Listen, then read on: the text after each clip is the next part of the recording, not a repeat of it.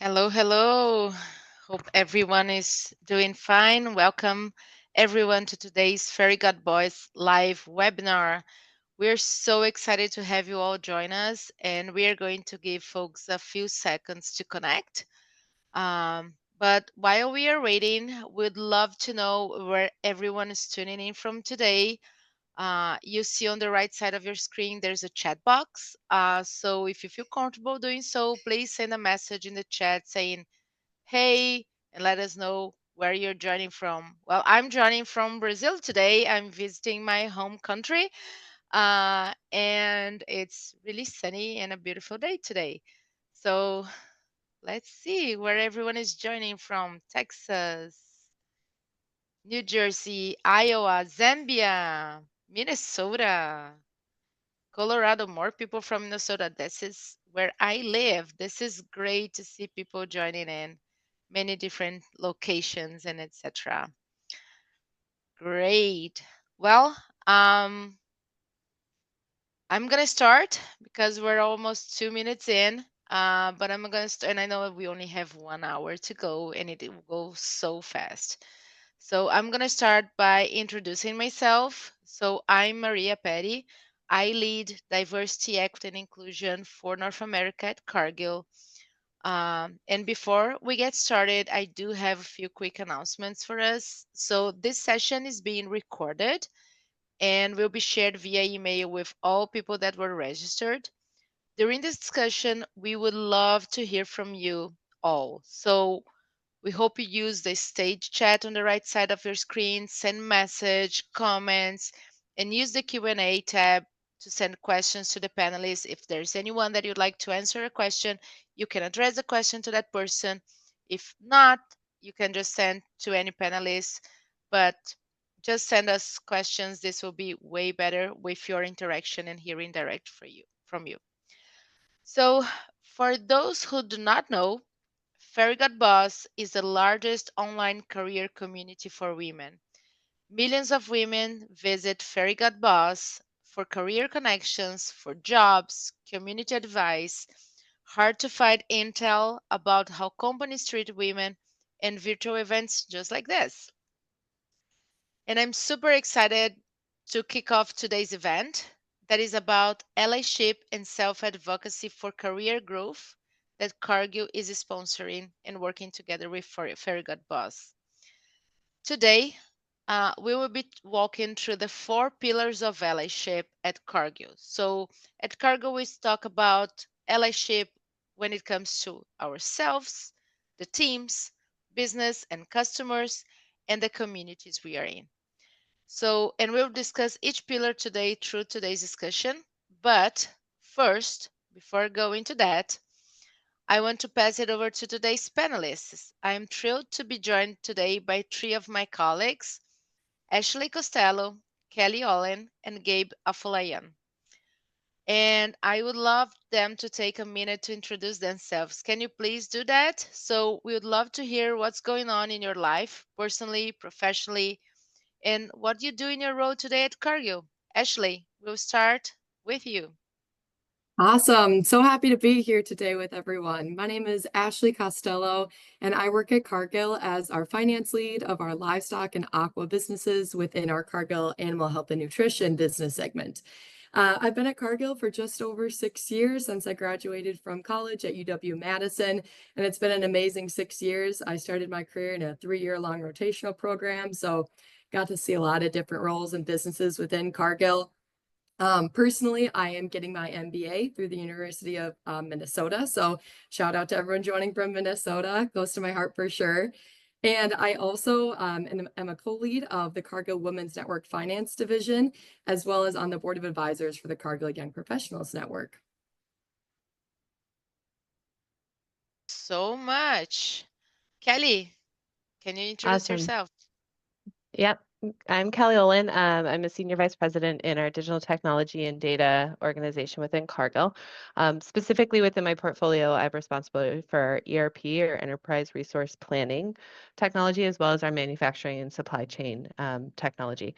I've been at Cargill a couple years. I still feel pretty new sometimes, depending on the day, and I have a background about 20 plus years, always at sort of that intersection of business and technology. I also have my MBA from the University of Minnesota, so that's super exciting. Actually, I didn't even know that. And undergraduate degree from University of Michigan.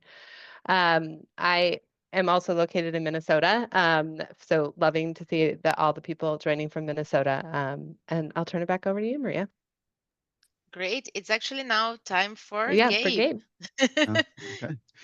Yeah, good morning. Pleasure to be with you all. Gabe Afalayan. I am based in our Wayzata office here in just outside Minneapolis. My current role with Cargill is Vice President of Trading and Merchandising for our soybean segment for our ag and trading business here in North America. I've been with Cargill for approximately 18 years, primarily in trading and risk management roles. Um, and just to make the trifecta, I also have an MBA from the University of Minnesota. So um, that was not pre-planned, but glad that we're all aligned there. Um, just in my internal affiliations as well. I'm part of the Cargill Ebony Council, part of the Cargill Women's Network as well, and serve actively there, just promoting just the advancement of progress and access to various groups throughout the company. So I've really enjoyed that. Outside of the company, I also serve as the treasurer and board of director member for Shine a Light Foundation, which is a youth mental health advocacy organization just to destigmatize youth mental health and promote access to efficacy and treatment. So from a personal note, married with 3 kids, 8, 4, and 2. So got my hands full. Very, very full, and it's gonna be fuller when they keep growing up. Thank you Yes. so much. Well, I told you that I was gonna tell a little bit more about the 4 pillars of allyship that we talk about at Cargill. So I'm sharing my screen right now. Hope you all can see it very well. So when we think about allyship at Cargill, we have been thinking about those 4 pillars. So we start with self. We start with us.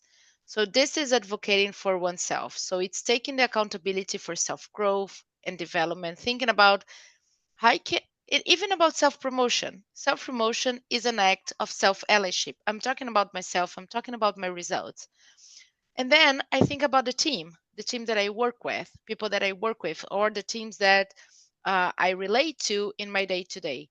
So this is supporting each other, using one's position of influence for voicing all and being and making everyone feel heard and valued. So if I know someone and they did a good job and I talk about that person, this is me being an ally to someone. This is team allyship. Or talking about a team that I worked with and they did a tremendous job, and I'm just praising them and saying, amazing job you did. This is allyship. And then we talk about business and customer. This is about growing with our customers. This is about creating that shared value, supporting their needs, understanding that when they do good, we are also doing good. And at last, we have the community. So this is acting against social injustice and advocating for the community we belong to because we work with them, we serve them. So any kind of work that are benefiting them, it's also an act of allyship. So when we think about allyship, is this allyship when I'm self-promoting? Yes, you're being an ally to yourself. When I'm telling someone that they did a good job, you're being an ally to someone else. When I'm doing business, when I'm helping my customers grow, this is also an allyship. And when I'm doing any kind of work that will benefit my community, this is also an act of allyship. So think about this. And then we're going to start with some questions that I truly believe that will help you understand better how this works because we're going to see some examples and etc. But first of all, I also want to remind you that this is being recorded Thank you very much for tuning in. And if you have any questions, please put in the chat, use the Q&A, submit them, because we're gonna do our best to respond as many as we can. Okay? Well, right now I'm gonna start with a question to Kelly. So Kelly, can you tell us what are some effective ways that individuals can advocate for themselves in the workplace, especially in environments where they may feel unrepresented or unheard? Yeah, definitely love that question. So, I think it can feel awkward to ask to meet with people. It can feel like you're asking them to, put out an effort that they don't need to. But what I like to remember is when people ask to meet with me, I'm generally very excited to do it and meet new people and understand where they're connecting into work we're doing, or even just personally. And when you put yourself in the shoes of the other person that you're asking for help from or asking to connect to, you can also often realize um, it is actually nice to be asked to meet with and talked with. And so, um, you know, getting out of your comfort zone and asking those questions and seeing where you can make new connections to people that are different from you is a huge thing. The other thing I'd like to think about is the worst case scenario is that someone says no, they're too busy or they don't have time. And really, that's not that painful for you to hear. And the reverse of that, of never asking, is always the what if. What if you had gotten to meet that person? What if you had gotten to make that connection? So whenever I'm nervous about something or worried about, stepping outside that comfort zone, think about worst case scenario. And if the worst case scenario is someone says no, at least then you know. This is great. Here in Brazil, we say that you already have the no, so why not move for the yes, I love right? that. That's perfect. Great. I have another question, and this will go to Ashley. So, Ashley, what strategies have you used to overcome imposter syndrome or self-doubt when advocating for your career growth? Yeah, this is a fantastic question. And when I was thinking back on my career, I think a lot of us have experienced this, right? You move into a new role and you're thinking, oh, I don't know if I have the skills necessary to do this. But I think even the fact, right, that you are feeling that way is a really good check light of that means that you're pushing yourself. That means that you're growing. And just reminding yourself that you were put into this position for a reason can be really, really helpful with kind of grounding your confidence. I also would say is try and ground your confidence around your work ethic, your curiosity, and your attitude, right? If you meet 100% of the required criteria, that doesn't necessarily mean that you will be pushed or challenged, right? And those are really good things. Those are ways to develop yourself and bring new insights to a team. So if you're able to really think about these intangible skill sets that you have that people really can't take away from you, you can do really, really incredible things. I think thinking through your brand and being intentional, right? Really thinking about what you bring to the table as a overall human, right? Not even necessarily just from your past work experience, although that is very important. But if you're a parent, if you're a caretaker, if you volunteer, right? Those are all skills that you have developed throughout your life and that you can bring to the table and can make a really big impact. So those are some of the things that I think through. I love that. And I love that you mentioned about being a parent. I developed a lot of organizational, like logistic skills being a parent. Right. Absolutely. And I think many Absolutely. Those are people will skills. relate. Great. I have one. So we are going to move and talk a little bit more about team allyship. So when we think about others and etc., I would love to hear from Gabe. What role do managers and leaders play in fostering a culture of allyship? For that question. I'll try not to be too brief. So feel free to answer or ask questions as a follow-up if I am. But I think of it in three V's: being vocal, being visible, and being visionary.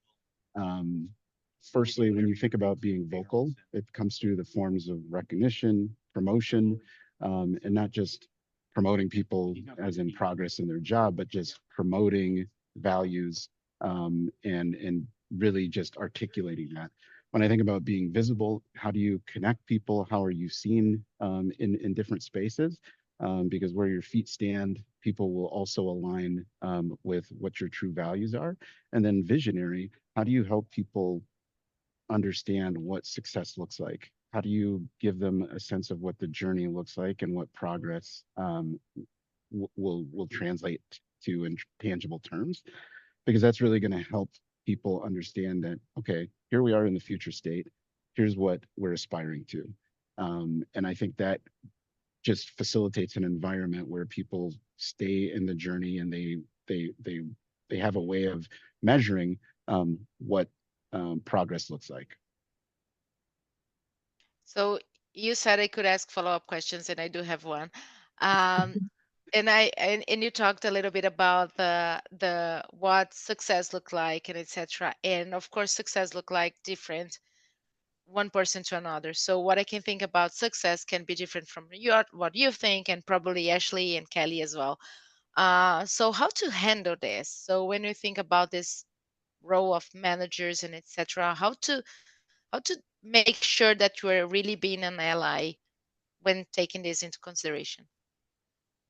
Yeah, I think it also starts with building habits and creating an environment where you have greater sensitivity and awareness to areas that might be an unconscious bias, for example. So, there's all kinds of bias. We're human. We're designed to have bias to be able to navigate the world.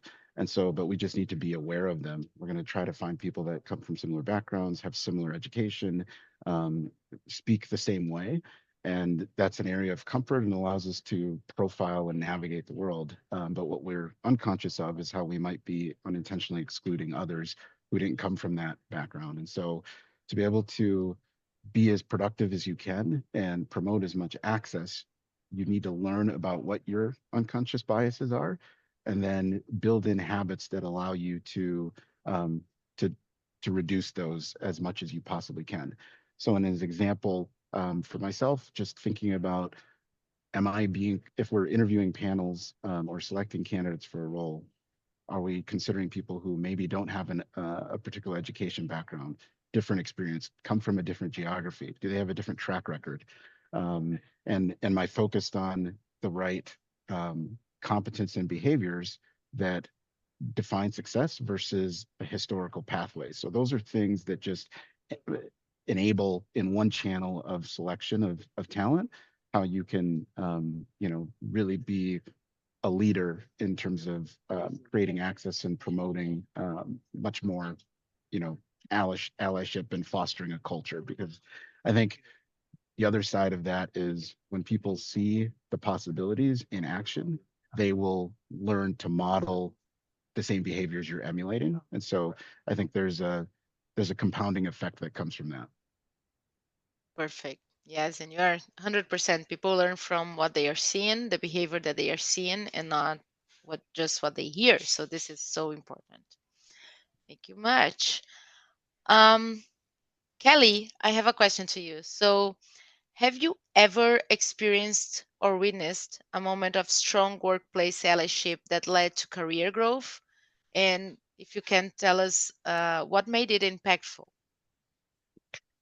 Yeah, so I think early in my career, I worked at a retailer that's in the Twin Cities area that had a different approach to some of what Gabe just talked about, actually. They had an approach to thinking about job descriptions and job roles that didn't call out all the requirements that a lot of companies have. So they were much more open to different backgrounds and required it as part of writing in a job description. So at one point, I was involved in an interview process for a role that traditionally we would have really thought of as requiring an undergraduate degree. Just it was an analytics type role. That would be the only way to do it in our heads. But because of the corporate policy that required us to think about that differently and not put those kind of things and not make them criteria that knocked people out of the running from the beginning, we got a more diverse panel of candidates. And we actually ended up going with someone who had a less traditional path to an analytics background and had sort of picked it up as part of a part-time job and then really went into it and took night classes and took a less traditional path to having the expertise to do the work and had a different skill set. And both for that person to get that opportunity, but also for the entire interview panel to really have a situation where they're like, yeah, we're following the corporate policy, but it's really just this corporate policy that doesn't feel like it's actually getting us to a different outcome. We actually saw it get to an outcome that really brought a different kind of diversity and a different kind of background into a corporate setting, which made the team better. Some of what Gabe talked about of making sure that you have a mix of people and a mix of backgrounds, a mix of experiences, a mix of viewpoints. It can be really hard to do, especially when you think about some of the spaces the three of us work in that have super specialized skill sets. It can feel like there's career paths, but they sometimes feel like they're all coming in the same place. So finding those opportunities to think a little bit differently about talent and think a little bit differently about what do we actually need to bring to the table in each individual role, and finding those opportunities is really cool. But I would also love just all these questions are so great, and I think only one of us gets to answer them each time. If there's other ones, Ashley or Gabe feel strongly about adding to that.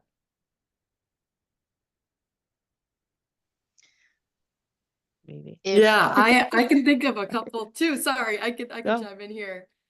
So I actually got the opportunity to be a part of the Bridge Network at Cargill, and it's a women's network. There's around 30 women each year that get to go through this cohort, and we saw so many different examples of women being promoted or moving into different roles, and so much of it felt like it stemmed from the diversity in thoughts and opinions and asking great questions, right? The learnings that went on there, exactly what we're talking about, Kelly, of how do you, and you too, Gabe, right? How do you get all of these different opinions and different people that think differently and have different backgrounds kind of in one place to share those learnings? And it just was really, really incredible to see what could come as far as career opportunities for the women involved. It was very, very empowering and incredible to be a part of.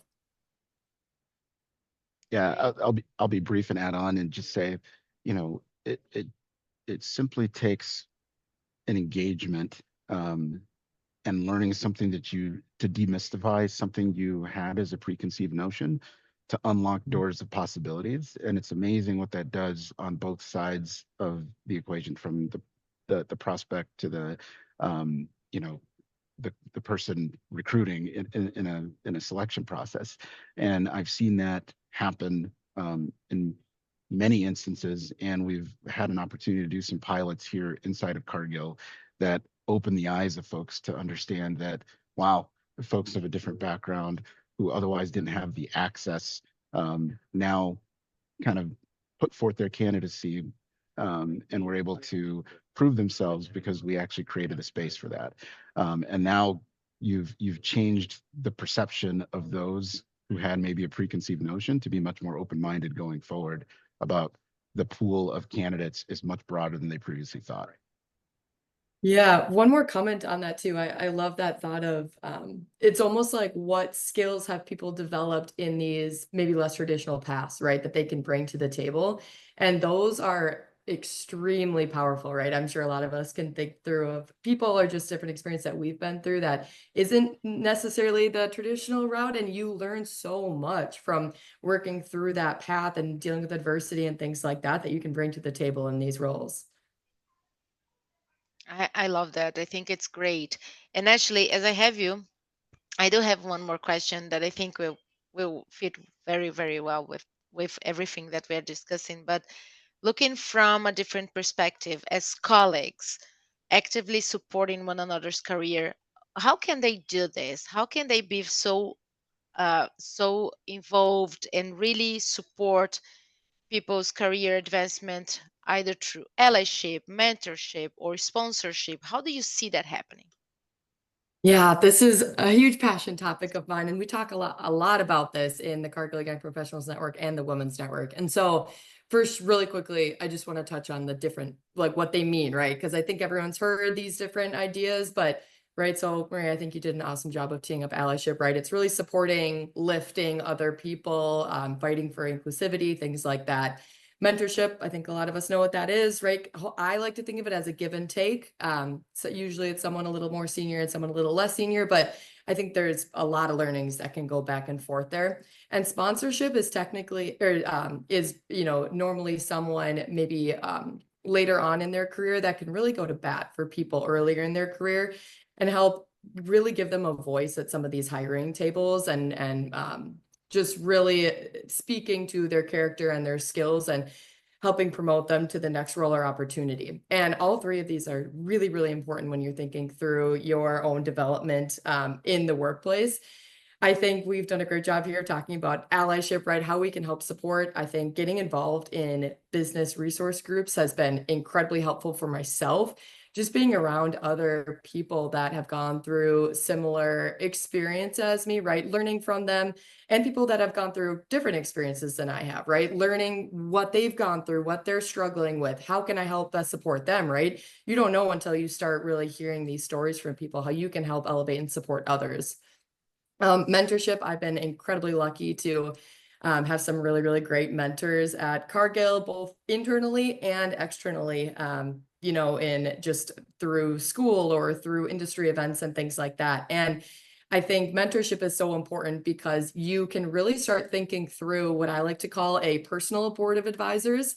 And it's really thinking through and being intentional around who you surround yourself with, right? So like for me, I really try and be intentional around, hey, I want to stay close with someone and have that more formal or informal mentorship with someone who has skills that I'm really looking to grow, or someone who is in the role that I aspire to have in 5 years, 10 years, right? And then you can start to learn from them and take on these qualities or skills that you desire to have. And then from a sponsorship standpoint, I think really letting your work speak for itself is super important there, right? Showing other leaders what you can do and what your talent and skills are. And going back to the self-allyship, right? How do you spread the word on what you want and what you're looking for so that sponsors then know, right? And can go talk to the right people and say, hey, Ashley's really interested in making this shift. How can we help her get there? Yeah, and I think this is something that always comes back to the discussion. How do I do this? Because it needs to you need to start till it becomes natural. I just want to make one small comment because you talked about BRGs that are business resource groups. And many people know them as affinity groups or employee resource groups. We may call it so in at Cargill, we call it business resource groups because they are linked to the business strategy, and we really want to use everything that those groups discuss and etc. to leverage and support business outcomes. But the other thing is those groups are open for all. So anyone that is interested. So if I'm interested, I think Gabe, you said that you are part of the Cargill Women's Network, which is great because you can learn more about this. So if I'm not part of one specific group, it's super important that I'm in another so I can learn about this. I have to say, Right. well, I work in diversity, equity, and inclusion. I'm a member of all of them. And I love the events that we have to learn more about experiences that I don't have. I have certain experiences as someone that was born and lived most of the life in Brazil, migrated to the US, and is a woman and etc. I have those experiences, but I don't know everyone's experience. So it's important when we can understand different perspectives. Thank you so much for talking about them. And I'm gonna switch a little bit more and I'm gonna Gabe, you're gonna start talking about the customer pillar of allyship. So if we can tell me a little bit about how can employees be allies to customers or clients in ways that also foster their career growth? Yeah, it's a great question, and we've got some recent examples here in Cargill that I can pull into play here. But I'll think about adding some tactical context here. I think there's simple things we can do, and so I want to try to add that as just the foundation. And I think sending notes of recognition for differentiated interactions or outcomes.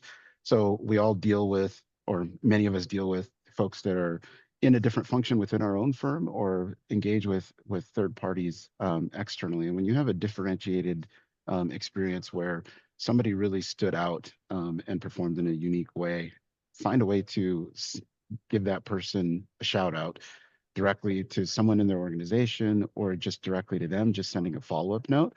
I mean, those are simple ways to recognize. Obviously, we want to do that in all regards where we have an opportunity to do that, but being conscious of that can help spotlight and raise the confidence of an individual who maybe didn't otherwise get that type of recognition.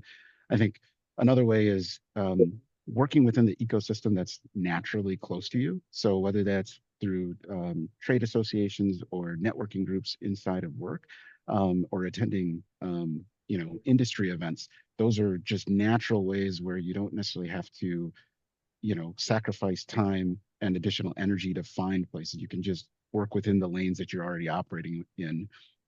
I think sharing your company values is another place where you can try to find areas of alignment. So when you're interacting with with an outside firm or organization, trying to find ways where you're focused on maybe intersecting objectives, and that ties into an example with our Cargill Ebony Council.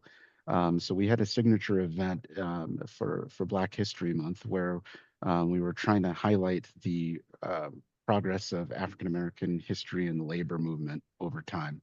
And we have a key strategic partner to our business in Mars Wrigley.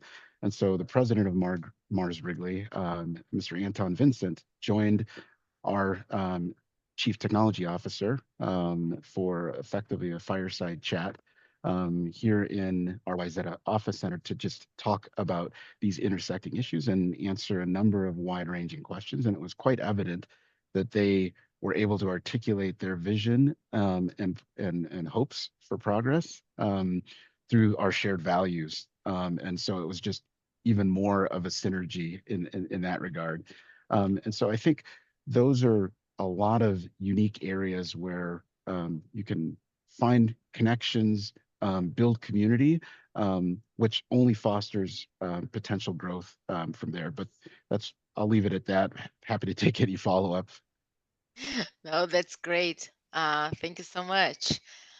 Kelly, how does advocating for inclusivity and allyship in customer interactions impact business success and individual career advancement? Can you tell us a little bit about this, how you see this? Yeah, so I think when we're dealing with parties outside of our own firm, you get the same benefits from diversity and inclusion that we do when we do it within our own teams. And so, I work in the technology space. We have a lot of vendors we work with, software vendors or consultants or other third parties. And um, we want them to be bringing diversity of thought to the table too. And the only way that happens is if we all don't look alike and think alike and do the same thing. And so a lot of times I think about it very similar to how I think about my own team. I'm in the ERP space, if we talked about. And so one of our large vendors, SAP, is one where we're constantly talking about how do we bring different vantage points, people with experience in different industries, people from different parts of the world, because we're such a global organization. I know the four of us all said we live in Minnesota, but Marie is from Brazil, and there's a ton of diversity within the company, and we are dealing with markets and businesses in most countries in the world.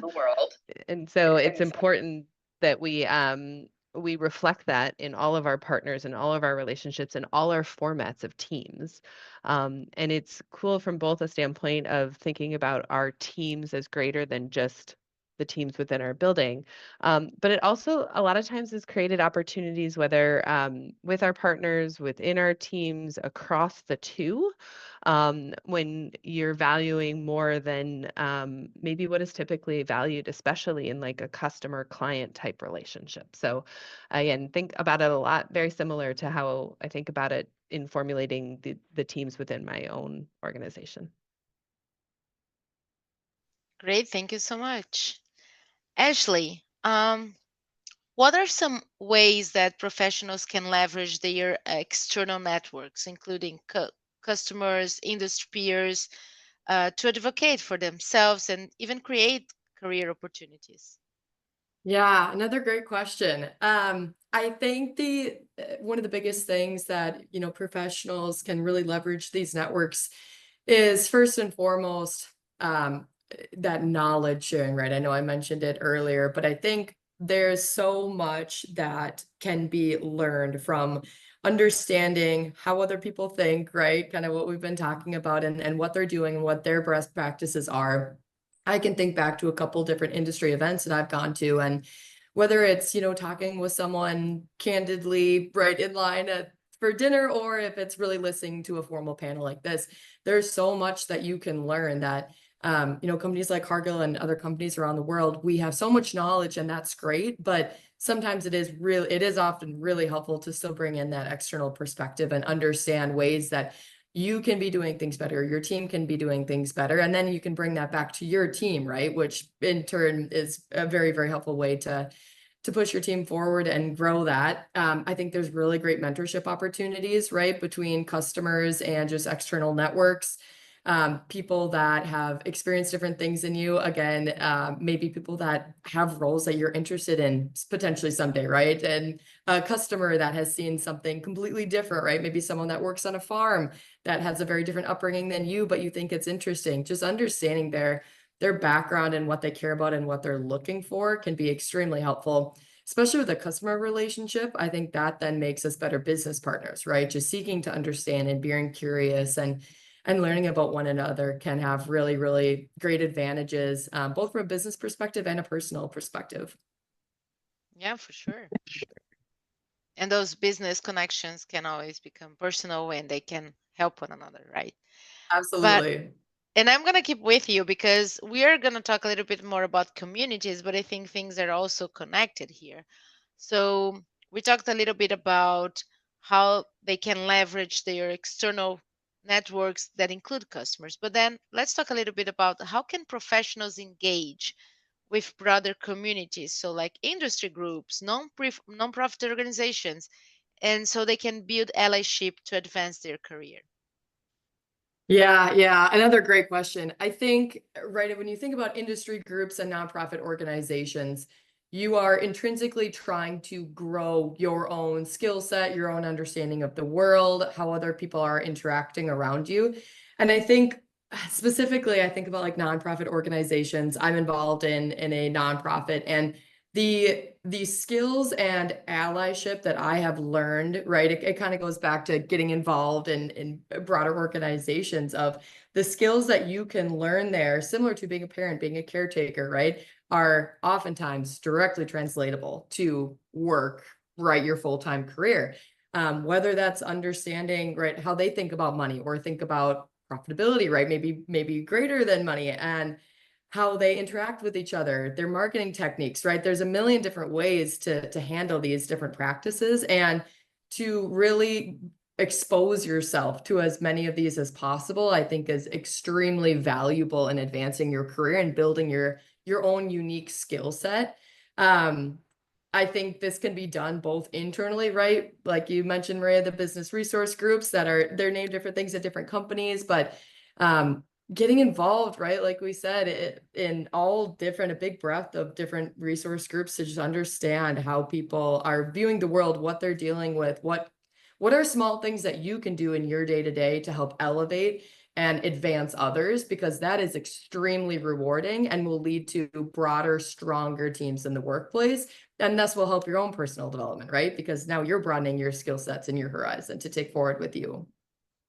Yeah, that's great. And you made me remind about an organization that Cargill usually works with that called Hands On. So we have the Hands On Twin Cities, and they have those amazing groups of, like, we have the HR one day, and I have participated in those, that I gather with other HR professionals, people that I have never worked with, to solve something for an organization from the Twin Cities area. And let's see, also now we have to redo all the job descriptions, or let's restructure them. It's Great. amazing because you network, you learn about them, and you can use this. So it's Absolutely. it's it's amazing. People sometimes underestimate the value of those kind of works and what they can give you. Definitely. Kelly, what role does social advocacy, such as volunteering, community leadership, play in career development? What do you think about this? Well, some of the stuff Ashley just mentioned of the experience you get, and some of the example you just gave with hands-on as well, of getting experiences maybe outside of what is your day-to-day job. It's a great way to do it. And the added benefit really is, especially for a company like Cargill, we're all about our purpose. That engagement with local communities is super, super important. And so whether it's lending the skill set you do in your day job to something in not your day job, or finding an opportunity to sort of stretch and try something new. It's huge. I mean, you mentioned the logistics of being a parent, and the same is true for volunteering for people is finding the time, but it's always so rewarding when you do it. And so again, I think you can think about it as another element in career development when you're thinking about roles and careers and what you get out of that. The same is true for your engagements in nonprofits or in the community, all sorts of things. In addition to the fact that you often will run into people that you wouldn't necessarily meet otherwise. And each one of those interactions, well, obviously not like a formal networking event while you're volunteering, you're meeting new people, and all of that creates that community in which you live in and the people that you can lean on to ask questions to, or to investigate new ideas, or to think about new ways to connect, both in your personal and your professional life. And so really it's just another element of how you think about your own personal development, of the things that you think you're interested in or want to try out. It's another great way, and kind of low risk to try things that maybe are a little bit outside your comfort zone. I Yeah, love I have that. one quick Go anecdote to ahead. share if you don't mind Yeah. on that topic. I love this. Kind of funny. I actually got my first role at Cargill because of a nonprofit organization that I was involved in. The recruiter at the time was at my university, and they're getting hundreds of applications, right? And she happened to be involved in the same nonprofit organization that I had volunteered for. And she said that's what made my resume stick out. And I've been here ever since. So a good example, right? Of, like you said, you never know who you're going to meet, who you're going to run into, who you could click with. And we're still friends to this day. And she's been a great sponsor for me. So yeah, a fun anecdote there. That's great. And I loved when Kelly also made a connection with the development piece, because it's true. There are so many things that we do that is not in our regular day-to-day job, with volunteering and other opportunities that can develop into what you are looking for. So thinking about development in a wider way, in a broader way than just the traditional training and etc. We learn from different experiences. I do have one more question, and that's the one for Gabe. How can individuals extend their allyship beyond their immediate workplace to create those long-term systemic change that will benefit underrepresented groups? Easy question, right? So let me tackle this. I think of kind of the smaller tactical things, and then just the things we can put to practical use. So I've talked about it before, just positive reinforcement and being vocal in recognition. I think it's very easy to get wrapped up in the journey ahead being difficult and an arduous climb, which it always is, but also recognizing that the efforts that are ongoing and that have been laid before have led to incredible progress to this point. And so when we, and that progress and those signs of breakthroughs are kind of that fuel that continues to keep the engine pushing. So never underestimate the impact of recognition of individuals or achievements that happen along the way. When we see an opportunity where we can recognize a non-traditional breakthrough or underrepresentation, finding access, or just something that just is a meaningful change. I would also say folks really being active in a participant in your organization's external engagements. So if your firm or organization is volunteering in the community, it's an opportunity to engage with others who are like-minded and trying to see the same outcomes. And so that's an opportunity for you to learn on what's making them effective, how you can lend your talents to that effort. Again, industry associations, I mean, you're talking about institutional frameworks that are designed to be durable and steady advancement avenues for an industry cause, typically commercial or otherwise.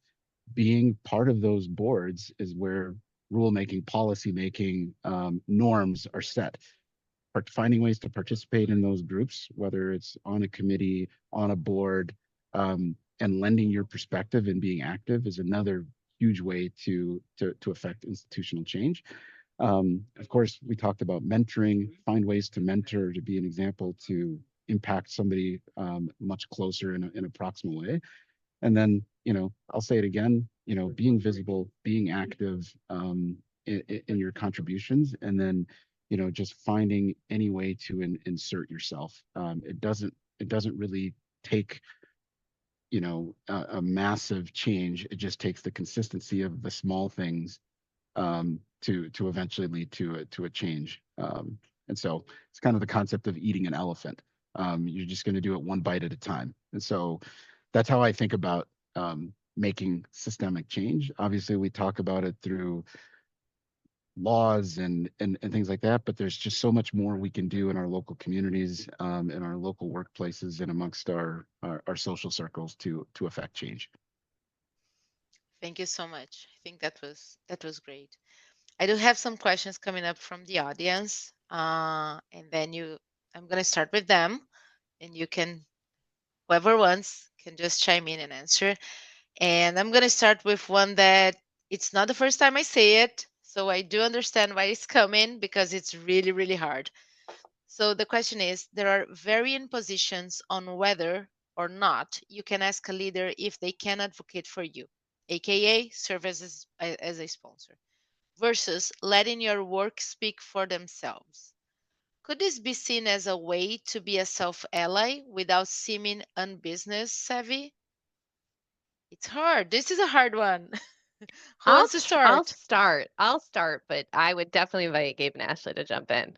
Um, this is always a hard one because you feel like my work should stand on my own. But and I've fallen prey to this a few times in my career and try to get better every time it happens. But you do have to ask for what you want, and whether or not that's a different role, a new experience, a promotion, a raise. I have done it myself, and I've coached colleagues and friends as well.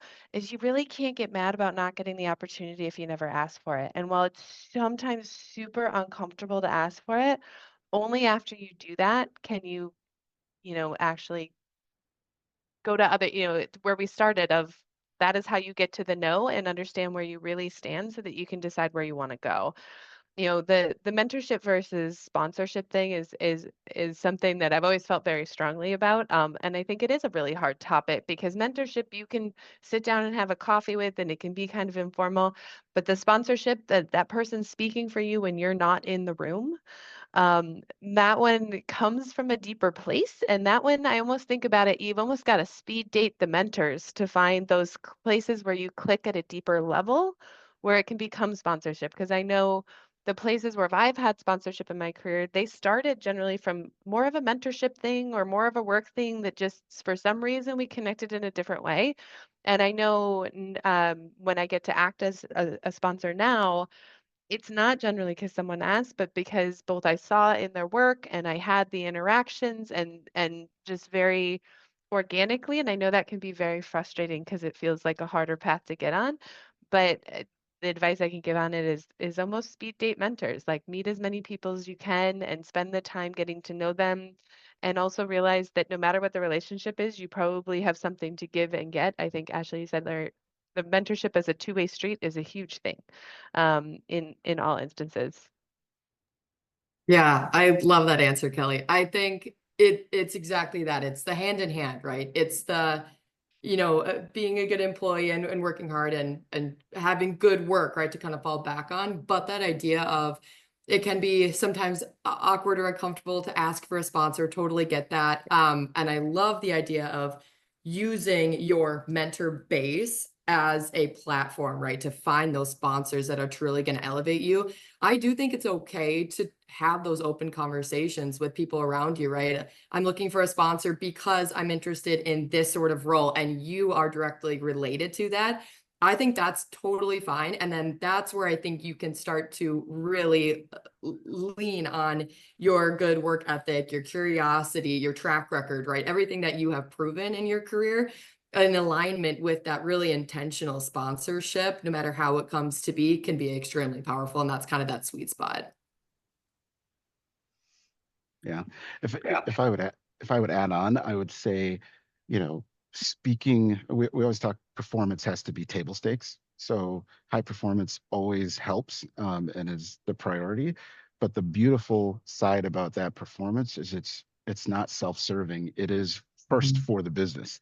Like that is not, you're not performing well because you're choosing to, you're doing it because that's what you're accountable to.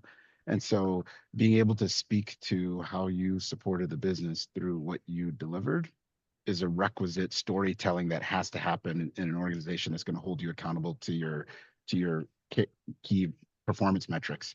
The other one I might suggest is consider mentoring and sponsoring somebody else and understand what unlocked with them in terms of being able to influence when they weren't in the room. Like, so when you went and tried to speak on their behalf, how was it received? What questions did you get back? Those are going to be good tells for what you can imagine folks might be saying about you when you try to seek a mentorship or sponsorship relationship. So that might help craft your approach and perception of what areas you want to focus on. Great. Being mindful of time, I have one more question for you from the audience. What strategies have proven effective in turning allyship into tangible career opportunities for historically underrepresented groups or for anyone? Yeah, so I'm thinking about so I'm trying to I can think of a couple examples that I've seen inside of Cargill in the trading and risk management space, and there is a couple of examples, but I'll lean on one where I saw from the outside within the firm, but I wasn't necessarily hands-on at the outset, but just witnessing it. As somebody that came in with a financial background in the banking industry, um, came in and was more kind of in a finance role inside of Cargill, but had an interest in moving over to commodity merchandising and trading. That is historically a very difficult cutover path in Cargill. Historically, you need to come in as a university recruit or make a declaration very early in your career to find that pathway. But to find somebody that was 5 to 8 years in their career to try to make that cutover without the requisite experience is very unique. But it took one person understanding and having worked with that person to say, you have really strong accountability, really strong analytical horsepower, and you clearly have a curiosity and a risk tolerance that we believe will be foundational to your success in this arena, and was willing to advocate for that person to get an interview and ultimately get a job. And that person is now risen to being a senior trading manager in our firm. And so that would be on a pathway that you would see very atypical. But it's an example of what can get unlocked when you see that advocacy in real life. So you can't underestimate what one interaction can do to set an example or a prototype of how we can make change. Great, great. Thank you so much. I know we are almost out of time. So I have one last question because Fairy God Boss has a tradition of asking its panelists the following. What they have observed is that women do not feel comfortable enough bragging or taking ownership of all the amazing things that they achieve. So I would like to ask both Kelly and Ashley to share with us an accomplishment, either personal or professional, that you are most proud of. This is awesome. Kelly, you want to go first? You want me to kick it off? Go for All it. right. I love this question. This is it's something that definitely resonates with me, right? And it goes back to, I think, the idea of self-advocacy and how do you make it humble while advocating for yourself. So this is awesome. Very cool. I would say one of the things personally that I'm most proud of, my brother actually sadly passed away about 3 years ago in an unexpected accident. And my family and I'm so proud that we really were able to turn our grief into something proactive, and we just really wanted to help the community. So we created the Thomas A. Costello Legacy Foundation in his honor. And we've given out $50,000 year to date in scholarships and $70,000 to other nonprofit organizations that were near and dear to his heart. And our idea is really control what you can control, right? There's a lot in this life that is out of your control. And that's just life, but you really focusing on what you have control over and your attitude and just trying to make a difference in the world is something that I'm incredibly proud of for my family and I. That's an amazing one, Ashley. Mine, I failed to mention in my intro, Gabe did a much better job of it. I have two kids. So I have a newly minted 15-year-old, which in Minnesota means I have a newly minted driving permitted child as of yesterday, and an almost 12-year-old. And no matter what I do in my career, they really root me in what is probably most, well, not probably, what is most important. And as they, I graduate a little bit from the stage of Gabe's kids where they're little and they need you to do everything. They actually don't need you to do that much other than like drive them around. But starting to see them become, little mini adults with their personalities and the things they care about and the passions they have, and really seeing them become good people is definitely my proudest accomplishment. Great That's one. amazing. Loved both examples. I loved Ashley when you said like control what you can control. I think this is awesome. And Kelly can totally relate with the kids thing. I have a 11-year-old and a 7-year-old, so I know how challenging. I think it's the most challenging job we have. Yes, Thank you definitely. so much. Well, we are almost at time. So I want to thank you so much, Ashley, Kelly, Gabe.